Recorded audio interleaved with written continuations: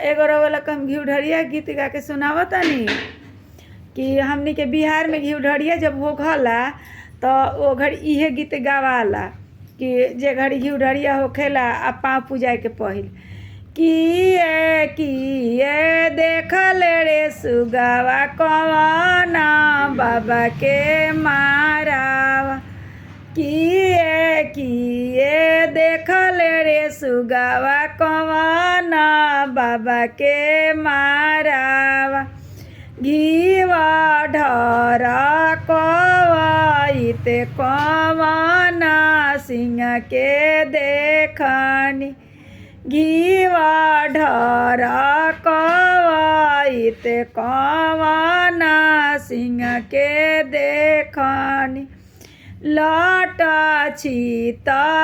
छितरवाइते कवना दे के देखनी उहे देखनी रे सुगावा कवना सिंह के मारावा।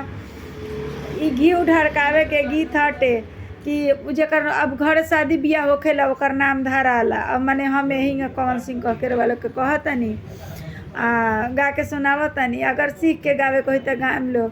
हमार वीडियो के सब्सक्राइब कर मत भूलन, बेल आइकन भी दबा दे।